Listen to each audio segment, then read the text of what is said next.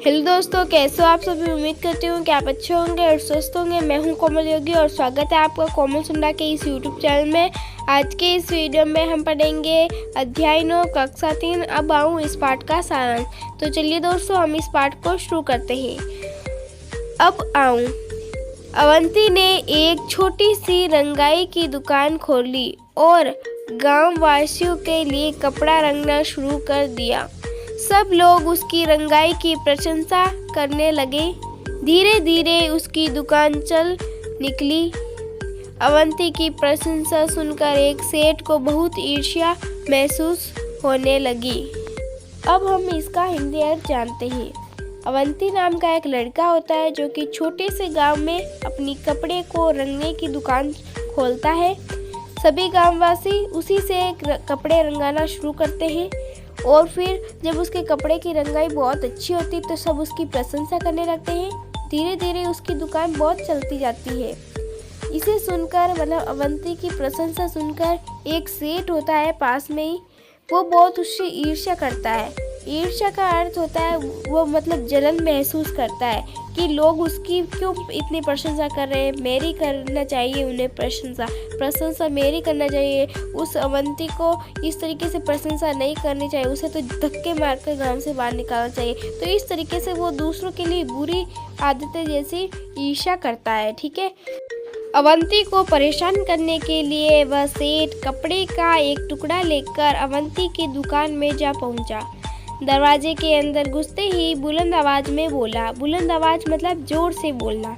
अवंती, जरा यह कपड़ा तो अच्छी तरह से रंग दो। मैं देखना चाहता हूँ तुम्हारा हुनर। हुनर मतलब जो हम अच्छा काम करते हैं उसे लोग हुनर के नाम से जानते हैं। तुम्हारी काफी तारीफ सुनी थी इसलिए आया हूँ। अवंती ने सेठ जी से पूछा, सेठ जी, इस कपड़े को आप किस रंग में रंगवाना चाहते हैं? सेठ ने कहा, रंग के बारे में मेरी कोई खास पसंद तो नहीं है, पर मुझे हरा, पीला, सफेद, लाल, नारंगी, नीला, आसमानी, काला और बैंगनी रंग कतई अच्छे नहीं लगते। कतई अच्छे नहीं लगते मतलब कभी भी अच्छे नहीं लगते, समझे कि नहीं?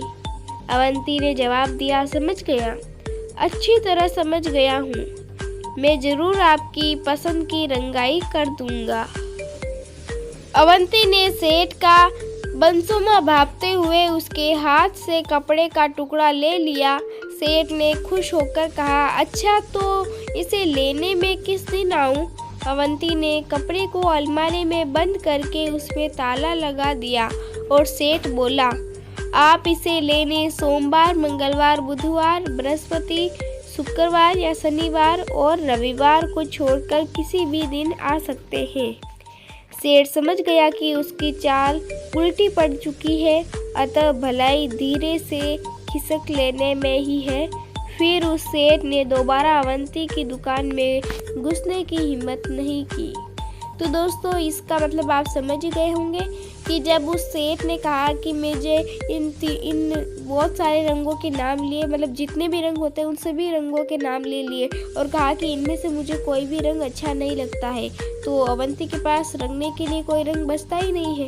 ठीक है, मतलब उसने सभी रंग बोल दिए कि हरा, नीला, आसमानी, लाल, पीला, रंग बैंगनी, सभी रंग में से किसी भी रंग उसे अच्छा नहीं लगता है। ठीक है, वो उस अवंती को बुरा दिखाने के लिए ही ये कर रहा था। ठीक है, और अवंती ये समझ गया था।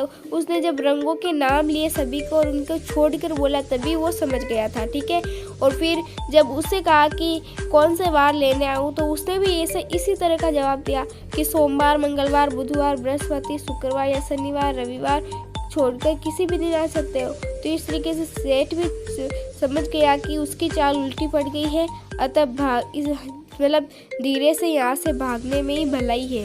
तो इस तरीके से फिर सेठ चला जाता है और कभी भी उसकी दुकान में घुसने की हिम्मत नहीं करता। और ये कहानी लिखी है R.S. त्रिपाठी ने। ठीक है दोस्तों, तो ये कहानी आपको अच्छी तरीके से समझ में आ गई होगी। तो दोस्तों आज के लिए इतना ही। उम्मीद करती हूँ कि आपको ये वीडियो अच्छा लगा होगा और ये पार्ट भी आपको अच्छी तरीके से समझ में आ गया होगा। यदि वीडियो अच्छा लगे तो लाइक करें और इस चैनल पर नए हैं तो सब्सक्राइब करना बिल्कुल भी न भूलें। धन्यवाद दोस्तों, हम मिलते हैं इस चैनल के अगले वीडियो में। तब तक के लिए इसी तरह हंसते रहो, हंसाते रहो, पढ़ते रहो और आगे बढ़ते रहो। धन्यवाद दोस्तों, आपका दिन शुभ रहे।